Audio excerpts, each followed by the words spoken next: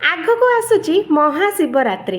यही महाशिवरात्रि रे निहाती एमिति थरे बनातु फ्रेंड्स, पूरा नुआ आउ पूरा सहज उपाय रे गाजर मंडा। आपण मानंकु ए नाटा पूरा नुआ लागुथबो, हेले टेस्टटा तो पूरा मु कहि पारुनी एते भलो लागुथला। आपण माने थरे ट्राई कले ही टेस्ट कर सारा पर ही मो वीडियो को आसिक कमेंट करवाटा एकदम भूलिबेनी। ए गाजर मंडा देखिया जेतिकी सुंदर ना, ये बनैवाटा भी पूरा पूरी सहज रेसिपीटे।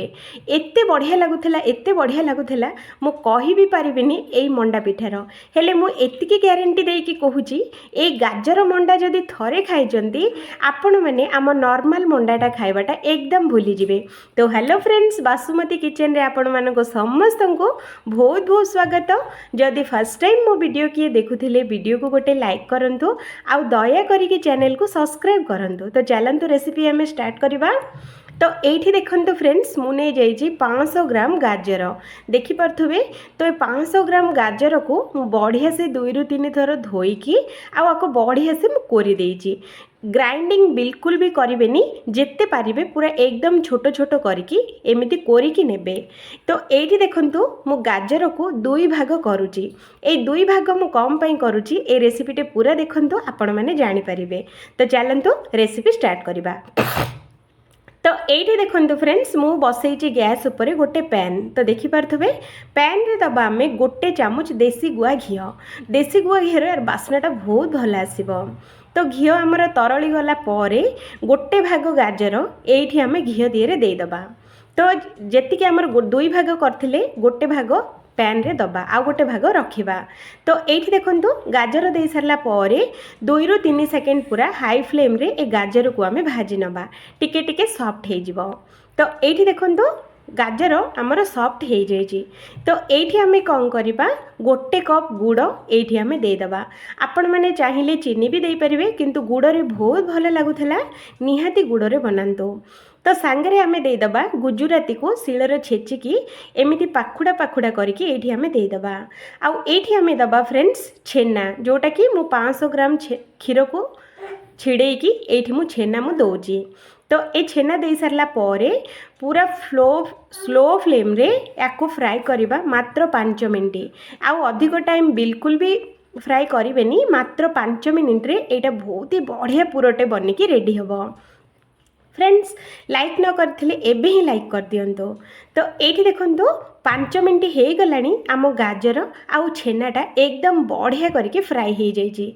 तो देखि पारथुबे, देखिला मात्रे ही आपण मानको जणा पडुथबो जे केते सुंदर आमर फ्राई हेछि। तो चलंतु एठी आमे गैस टाको बंद कर दबा, आउ ए गाजर पुरोटा को आउ गोटे अलगा जगह को आमे बाहर करि नबा। एठी देखंतु फ्रेंड्स, मु गोटे छोटिया पित्तल प्लेट नेछि, ता धेरे आमे गाजर पुरो को एठी आमे थोई दबा। तो एटा को टिके नाको ठंडा हेबा पई भी छाड़ी दबा।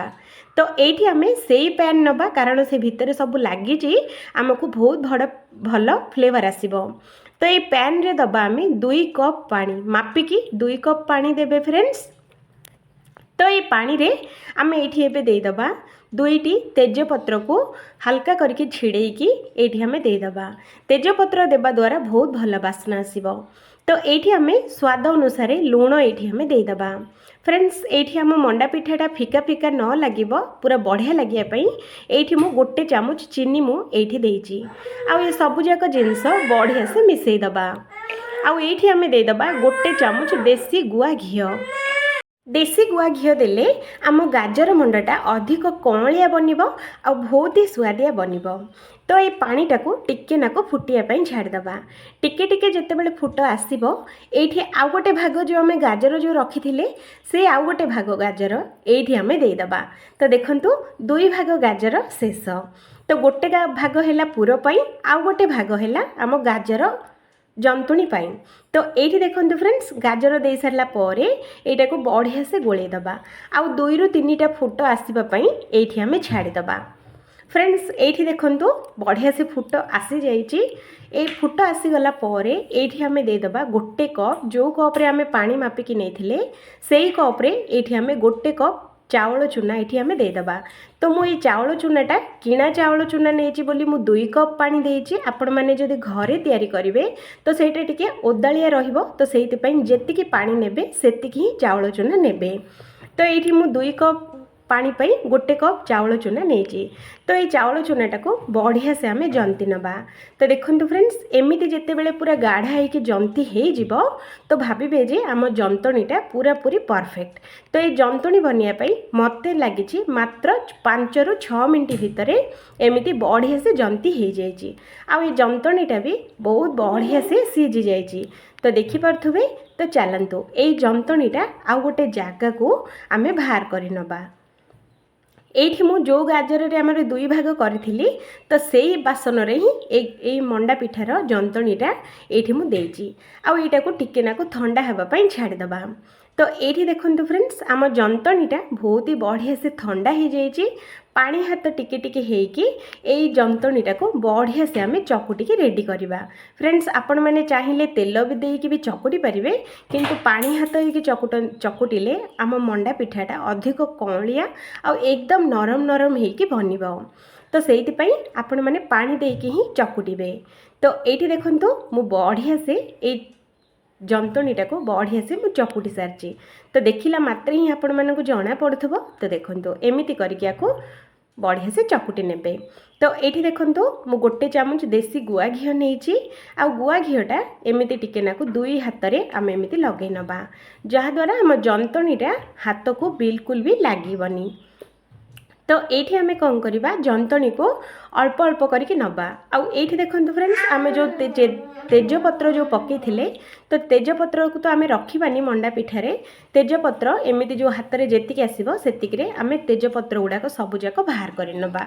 आउ जंतणीटा को आउ थे हाथ में टिके नाको हल्का हल्का करके चकुटी नबा। आउ ये 2टी आंगुठी साहाय्य एटा को गोटे गिना सेप्र एमती करके बनवा। तो देखिले ना आपण मैंने देखला मात्र ही जानी पार्थुबे। तो ये मु बहुत बड़ करनी कि बहुत छोट भी करनी, मीडियम साइज रखी। तो ये गिनार जी पुर दिया हम जी पुर से मागिब से पुर ये आम देकी यहाँ को बढ़िया से आम कभर कर नबा। आउ जी आमर बड़का एमती आसूची तो सहीटा जंतणी आउ थे देकी आम बनई पारिबा। तो 2टी हाथ में एमती गोल गोल करके आपको एमती बुले नबा। तो देखंतु फ्रेंड्स एमती करदेले कौन गोटे सेप्र हो। देखंतु गोटे मंडा एकदम रेडी।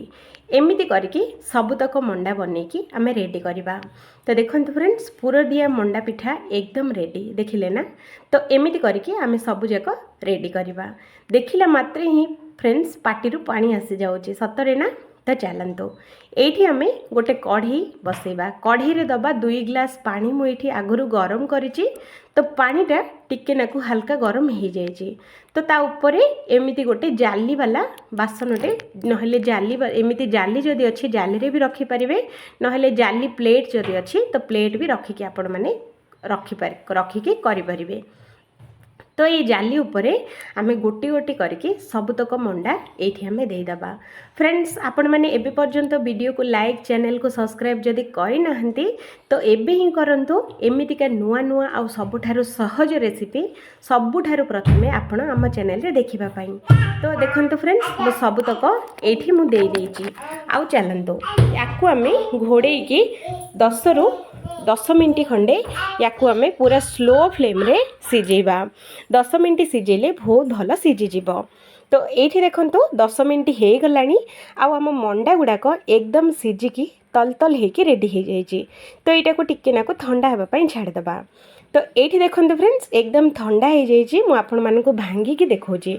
तो देखंतु फ्रेंड्स एकदम तुलतुलिया आ नरम नरम बनीची आम गाजर पुर दिया मंडा। सेटा भी पूरा गाजर मंडा बनिकी एकदम रेडी हो जाए। बहुत ही सुआदिया लगुला फ्रेंड्स, बहुत भल लगुला। ये महाशिवरात्रि रे निहाती थरे बनातु देखिए समस्त मन आपण मैंने किणी नहीं जिवे। एते सुआदिया आउ एते भल लगुला, निहाती थरे बनातु। Thank you friends. आउ थरे देखा आ गोटे नुआ आ गोटे फ्रेश वीडियो रे। जय जगन्नाथ।